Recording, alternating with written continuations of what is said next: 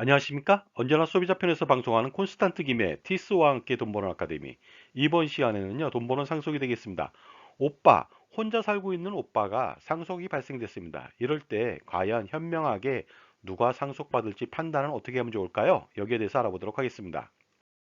자, 사례를 통해 알아보도록 하겠습니다. 가족 구성은 이렇습니다. 어머니 혼자 계시고요, 오빠 있고 여동생이 있습니다. 오빠는 미혼이고요, 여동생은 결혼을 했습니다. 자녀 두 명이 있습니다. 그런데 혼자 살고 있는 오빠가 상속이 발생됐습니다. 오빠의 재산은요, 주택이 10억 원이고 금융재산이 10억 원이 되겠습니다. 어머니 재산도 있거든요. 어머니는 주택이 20억 원이고요. 금융재산이 10억 원인 상태가 되겠습니다. 자, 이때 20억 원을 놓고 사망한 오빠의 1순위 상속인은 누가 될까요? 여동생이 될까요? 어머니가 될까요? 당연히 어머니가 됩니다. 그래서 어머니가 오빠 재산을 100% 상속할 수가 있습니다. 그런데 이때 상속세를 한번 산출해 보도록 하겠습니다. 일괄공제에 5억 원 받을 수 있고요. 순금융재산공제에 2억 원 받을 수가 있습니다. 과세표준은 13억 원인데요. 40% 구간에 걸리죠. 따라서 3억 6천만 원의 상속세를 내고 어머니가 오빠 재산을 전부 다 상속받을 수는 있습니다. 이렇게 아무 문제 없이 어머니가 오빠의 재산을 전부 다 상속하고 상속세를 납부했습니다. 과연 그런데 아무 문제가 없을까요? 문제가 좀 있습니다. 문제는 바로 이것입니다. 고령의 어머니가 상속재산이 너무 많다는 것이죠.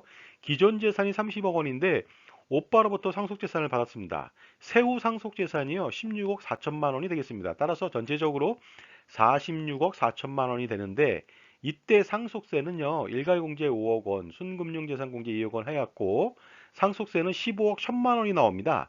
하지만 10년이 경과되는 시점에 매년 상속재산이 4%씩 상승한다고 가정해 보면요, 상속재산은 68억 7천만 원이 되겠습니다. 따라서 그때는 10년 뒤에는 26억 3천만 원으로 상속세가 불어나거든요. 그러다 보니까 어머니가 상속받는 것은 굉장히 큰 문제가 아닐 수가 없습니다. 거기에다가 어머니는 원래 주택이 하나 있었죠. 그런데 상속으로 인해서 오빠의 주택까지 받다 보니까 2주택이 되었습니다. 따라서 매년 종부세 부담에서 헤어날 수가 없겠죠. 그런데 이때 오빠로부터 상속받은 다음에 혹시라도 오빠 재산 전체를 딸한테 증여한다면 어떤 일이 벌어질까요? 알아보도록 하겠습니다. 예를 들어서 오빠로부터 받은 상속재산 16억 4천만 원에 대해서 딸 가족한테 증여하는 것이 되겠습니다. 딸한테 주택을 증여합니다. 10억 원 증여하면 증여세는 2억 2,500만 원이 나옵니다. 거기에다가 증여 취득세 12.5% 공시가격 7억 원 대비해서 중과를 맞게 되다 보니까요, 8,680만 원을 피할 수가 없습니다.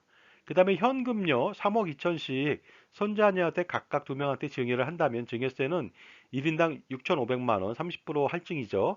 총 1억 3천만 원이 나옵니다. 그래서 전체적으로 4억 4,180만 원이 소요되게 됩니다. 그렇다면 오빠의 사망으로 오빠의 상속재산을 어머니가 받고 나서 다시 어머니가 딸 가족한테 증여를 했을 때 총 세금은 얼마나 들어가는지 알아보도록 하겠습니다. 일단 상속세는 3억 6천만 원 소요되죠. 그 다음에 딸 가족한테 증여세 등은요, 4억 4,180만 원이 되겠습니다. 따라서 전체적으로 8억 원이 넘죠. 8억 180만 원이라고 하는 엄청난 금액이 소요됐습니다. 그런데 이렇게 딸 가족한테 증여한 다음에 어머니는요, 어머니 상속세 절세를 위해서 어머니 재산을 추가적으로 증여하기는 곤란합니다. 왜냐하면요, 증여세 합산과세 때문에 그렇습니다. 그래서 이런 방안을 고안해냈습니다. 어머니가 오빠로부터 상속재산을 받고 나서 딸 가족한테 증여하는 것이 아니고요, 바로 오빠의 상속재산을 다이렉트로 여동생이 상속받는 것이 되겠습니다.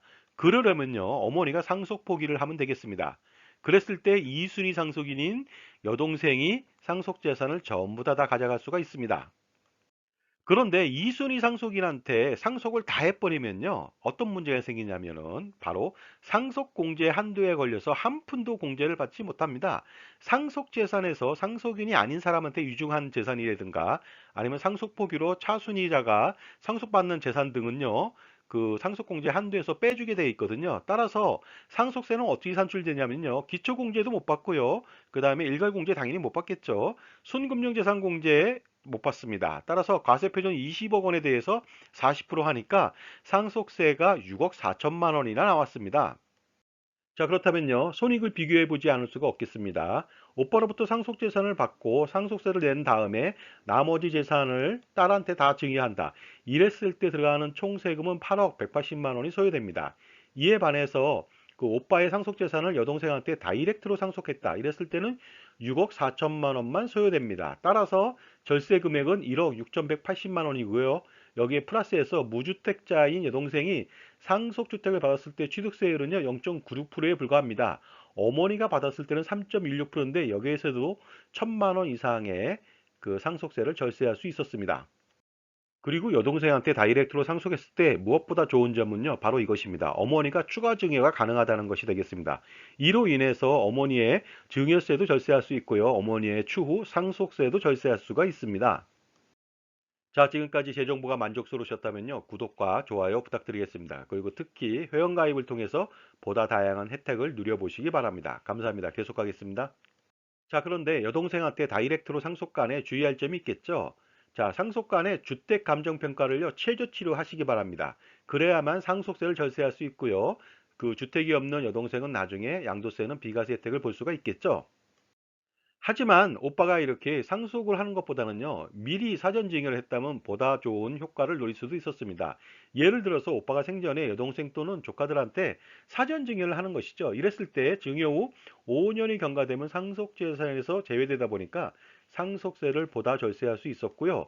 그 다음에 혹시 상속간에도 여동생과 조카들한테 유증도 가능했습니다. 이렇게 된다면 어머니가 상속 포기 절차를 생략해도 가능했거든요.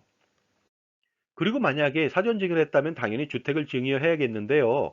예를 들어서 주택을 증여했을 때 감정평가로 9억 원에 할 수도 있겠죠. 그러면서 어떻습니까? 여동생한테 3억 원, 그 다음에 각 조카한테 3억 원씩 2명 하면 총 9억 원을 증여할 수 있는데 증여세는 1억 4,400만 원 정도가 나옵니다. 물론 취득세는 별도가 되겠습니다. 이렇게 증여한 다음에 오빠는 여동생의 집에서 거주하면서 임대보증금을 지원할 수도 있겠죠. 이렇게 여동생한테 주택을 증여하고 그 집에 임대보증금을 내고 산다면요, 오빠의 재산은 고정화시킬 수가 있습니다. 따라서 상속 발생 시 5년 경과 후에 상속재산은 10억 원밖에 안 되거든요.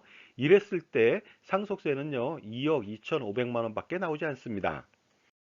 자, 이렇게 상속포기 하나의 솔루션으로요, 어머니가 오빠로부터의 상속세 및 어머니가 딸 가정한테 증여세도 절세할 수 있고요. 그 다음에 추가로 어머니의 상속세마저도 절세할 수 있으니까 일거양득이 아닐 수가 없겠습니다. 자, 이렇게 언제 어느 때 상속과 증여가 발생할지는 아무도 모릅니다. 하지만 항상 다양한 상황에 봉착하더라도요, 자신만의 솔루션은 언제나 남아 있습니다. 그러니까 어떻습니까? 사전 컨설팅, 절세 컨설팅을 통해서 자신만의 절세 전략을 추구해 보시기 바랍니다. 자, 지금까지요. 혼자 사는 오빠가 사망해서 상속이 발생됐을 때 1순위 상속인인 어머니가 상속 포기를 통해서 보다 효과적으로 상속세와 증여세를 절세할 수 있는 그런 방안에 대해서 말씀 나눴습니다. 감사합니다.